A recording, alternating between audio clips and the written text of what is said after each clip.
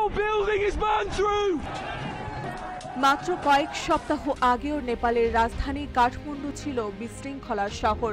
আন্দোলন আর সংঘর্ষে ভাঙচুরে ঢাকার রাস্তাঘাট, বন্ধ দোকানপাট, আতঙ্কে নিস্তব্ধ নগর জীবন, সবকিছু যেন অচেনা হয়ে গিয়েছিল। কিন্তু অবাক করা বিষয় হলো মাত্র 2-3 দিনের মধ্যেই সেই ধ্বংসস্তূপ থেকে উঠে দাঁড়ালো শহর। ফিরে এলো আগের কাঠমান্ডু, ঝকঝকে রাস্তাঘাট, ব্যস্ত বাজার আর প্রাণবন্ত মানুষের ভিড়।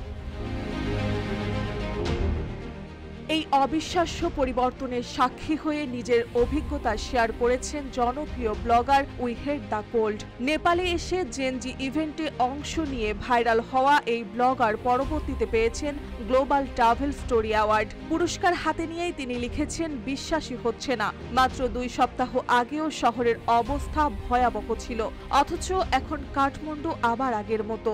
শহরের কেন্দ্রস্থল স্বাভাবিক হতে লেগেছে মাত্র 2-3 দিন। সবাই একসাথে পরিষ্কার করেছে, একে অপরকে সাহায্য করেছে। এমন ঐক্য পৃথিবীর অন্য কোথাও পাওয়া যাবে না। প্রাকৃতিক সৌন্দর্যের পাশাপাশি মানুষের এই ঐক্য আর মানসিক শক্তি যেন নেপালের আসল সৌন্দর্য। সংকট থেকে দ্রুত ঘুরে দাঁড়ানোর ক্ষমতা দেশটিকে দিয়েছে নতুন পরিচয়। কিন্তু দুঃখের বিষয় হলো, বাংলাদেশে জুলাইয়ের গণ অভ্যুত্থানের এতদিন পরেও কোনো দৃশ্যমান পরিবর্তন আসেনি। আন্দোলনের মাধ্যমে মানুষ চেয়েছিল নতুন শুরুর স্বপ্ন, কিন্তু বাস্তবে রাজনীতির দোলাচল আর অস্থায়ী সরকারের অনিশ্চয়তায় দিন কাটছে সাধারণ মানুষের। অর্থনীতির চাপের মুখে নিত্যপণ্যের দাম বেড়েই চলেছে, শিক্ষা প্রতিষ্ঠান ও স্বাস্থ্য খাত অনিশ্চয়তায়, প্রশাসনিক অচলাবস্থা, মানুষ হারাচ্ছে আস্থা। নেপালের মতো ঐক্য আর দ্রুত সমাধানের উদ্যোগ বাংলাদেশে দেখা যায়নি বলেই হতাশা আরও ঘনীভূত হচ্ছে।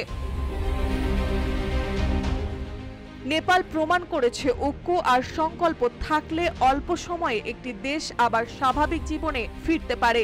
বাংলাদেশও কি পারবে সেই শক্তি দেখাতে, নাকি গণ আন্দোলনের স্বপ্নগুলো রাজনীতির অচলায়তনে আরো দীর্ঘ অন্ধকারে ঢাকা পড়বে? মার্জিয়া আমো, রূপালী বাংলাদেশ।